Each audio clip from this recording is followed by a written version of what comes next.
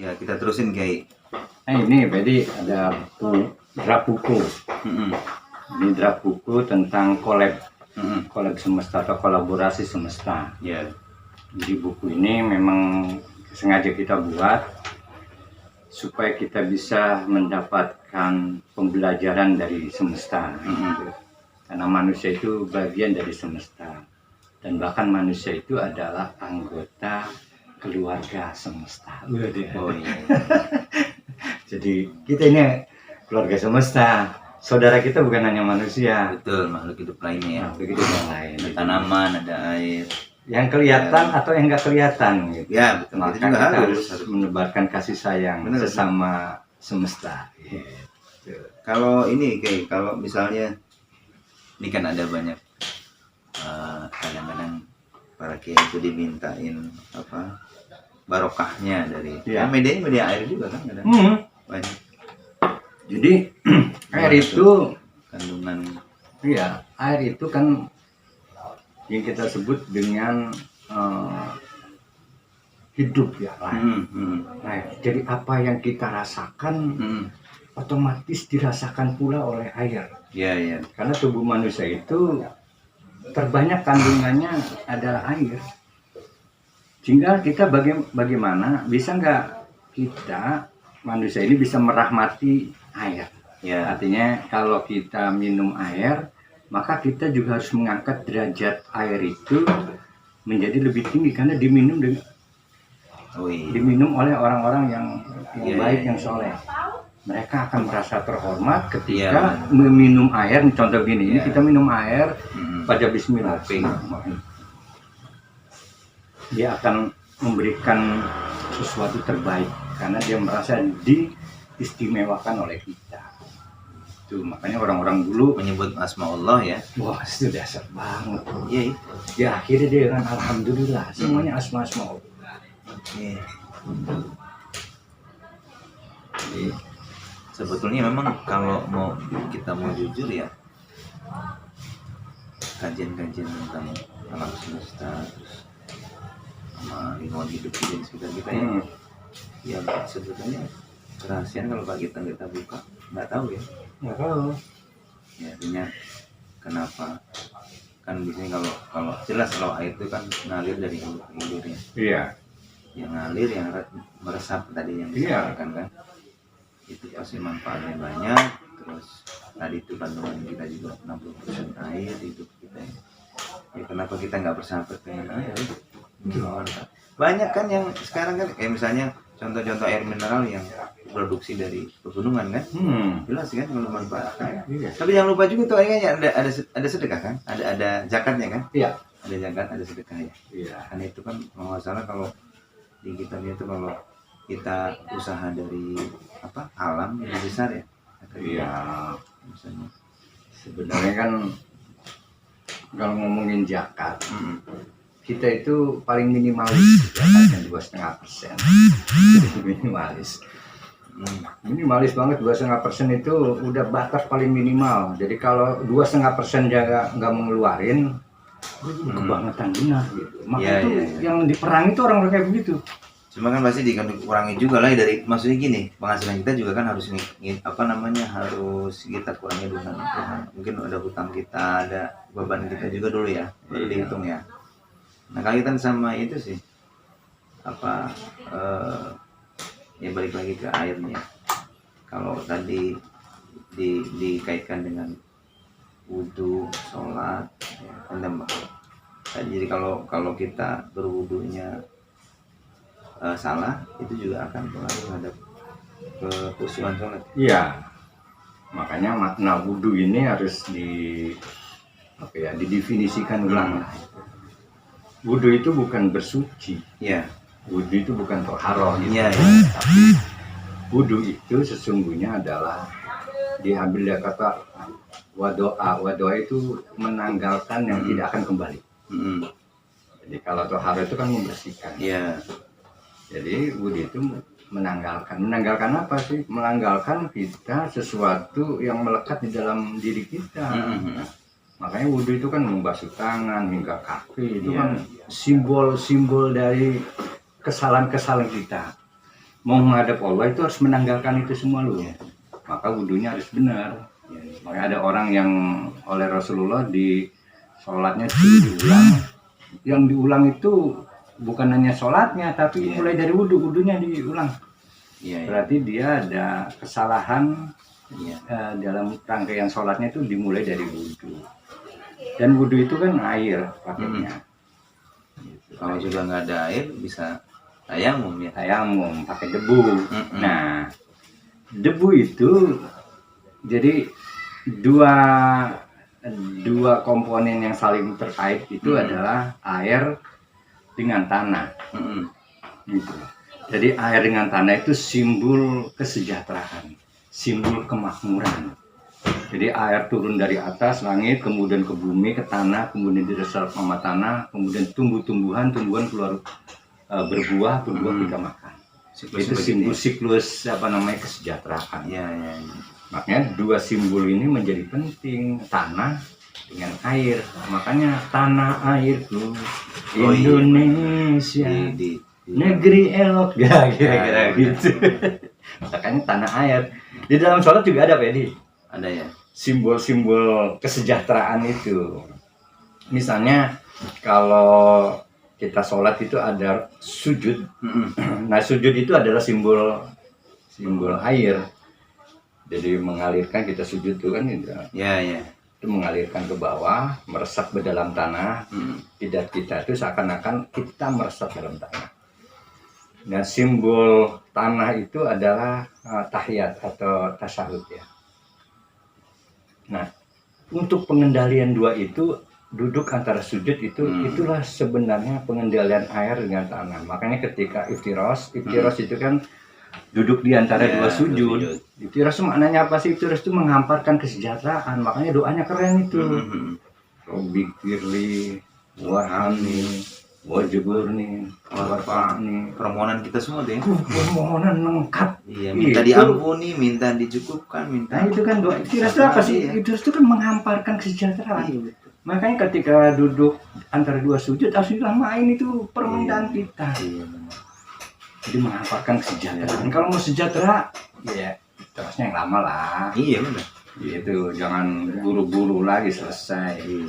Jadi kenapa ada sebagian orang mengatakan gini, sih habis sholat nggak usah doa lagi. Enggak apa-apa. Karena sudah lengkap gitu. Iya. Apalagi ditambah setelah sholat zikir. Kemudian istighfar ya, karena kemudian berdoa itu lebih mantap. Kalau empat sehat, 5 sempurna lah gitu. Kadang-kadang kita kan pada saat sholat juga kan takut sholatnya nggak terpenuhi gitu, terus ada kesalahan mungkin, terutama hati kita ya. Iya. Ya kan? Karena kan keselarasan hati dan pikiran kan penting. Iya. Makanya zikir itu sebenarnya kan mengingat Allah. Ala bidzikril ala bidzikrillah tatma'innul qulub. Zikir itu untuk bisa menenangkan hati. Kalau tahu makna hati itu kan dalam bahasa Arab qalbun. Qalbun itu kolib, jadi sering berbolak-balik. Sebut kolib itu karena dia sering berbolak-balik. Ya di tasawuf akhir disebut ya. Iya. Yang mukallibal qulub, sabit konti Allah. Begini. Gimana supaya gininya nggak terlalu kencang gitu Pak. Maka kan kita harus zikir untuk menenangkan yang berbolak-balik itu. Makanya zikir hati itu penting. Nah zikir hati itu kalau kita lakukan akan memunculkan energi yang kita sebut magnet. Kasih sayang. Makanya hati itu kalau tenang dia akan memaparkan kasih sayang. Jadi masalah cinta, masalah hati itu kan dimulai dari hati kan gitu. Betul. Hati yang tidak bisa terbolak-balik. Iya benar. Dia akan mencintai seseorang ataupun pada siapa saja dengan setia. Kan itu masalah hati. Iya. Memang sulit kalau ngomongin hati. Tapi kan ya itu sih ya, Allah lebih maha tahu ya. Itu kan. Jadi hati kita pada saat kita beribadah ya, terutama sholat. Sebetulnya kalau kita maknai, kalau apa yang kita baca, kita pahami, kita mengerti, sebenarnya kekhusyuan itu akan timbul ya. Kalau apa yang kita baca paham ya, sehingga kita kan pada saat melakukan gerakan sholat itu kan dengan penuh khusyuk ya. Khusyuk. Ya, tapi balik lagi tadi utamanya adalah pada saat itu tadi Betul. kita harus hati-hati ya, Hati-hati. jangan sampai yang tadi awalnya baik ya, insya Allah juga prosesnya juga baik ya.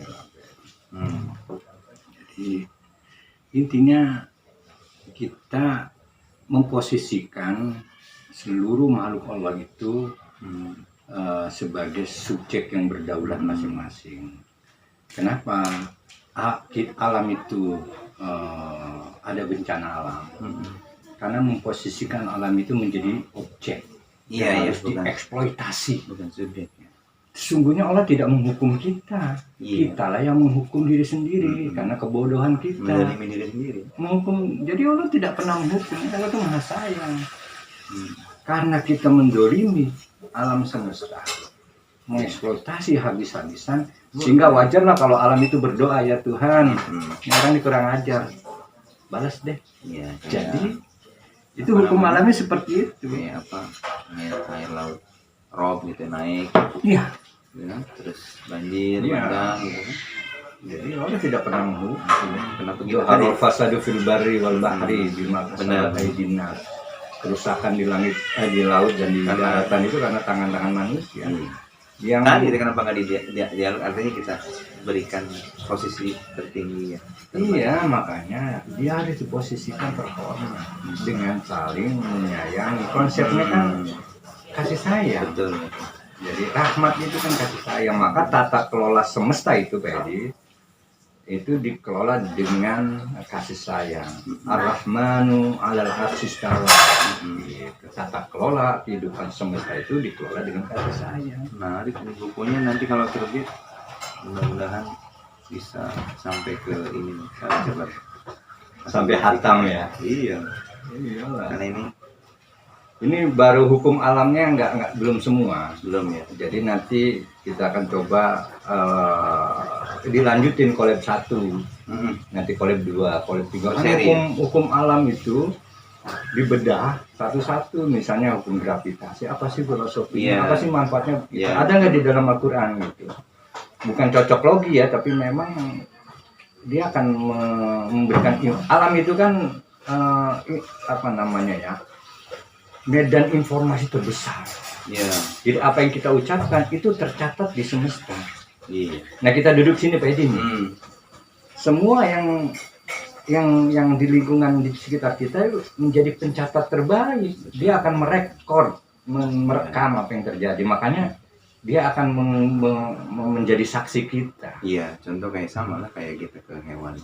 Kalau kita niat baik tulus ke hewan itu menolong, hewan juga tahu ya intuisinya. Iya. Ya kan? Kalau kita jahat pasti dia juga kan ada bertanya di vibrasinya. Iya.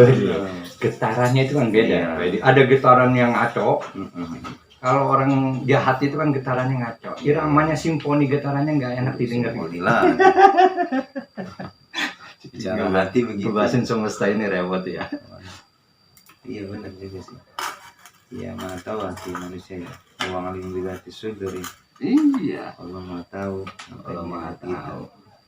Jadi itu makanya kenapa tugas kita. Makanya kan Rasulullah SAW itu diutus ke dunia illa rahmatan lil alamin. Inna arsalnaka illa rahmatan lil alamin. Sesungguhnya Muhammad Rasulullah SAW diutus di muka bumi ini menjadi rahmat. Karena bukan hanya Nabi Muhammad yang begitu, kita umatnya Nabi Muhammad juga ikut perintah itu. Makanya Rasulullah tidak pernah itu menyakiti, berbuat zalim kepada semesta. Dia akan tetap menyayangi, merahmati. Mau makan rahmat. Kenapa sih ada kaitan nggak sih kita makan dengan merahmatin dengan enggak? Contoh gini Pak, ini ini nih ya, Iya. apa sih namanya? Ubi. Ubi Iya. jalan. Kalau kita makan dengan baca bismillah, kita doakan, ini kan bentuk makanan. Dia akan berkomunikasi dengan sesamanya, mengatakan enak lu dimakan oleh Pak ini, karena dibacakan bismillah, dirahmati, sehingga dia akan berkomunikasi dengan sesama ubi dan makanan yang lain.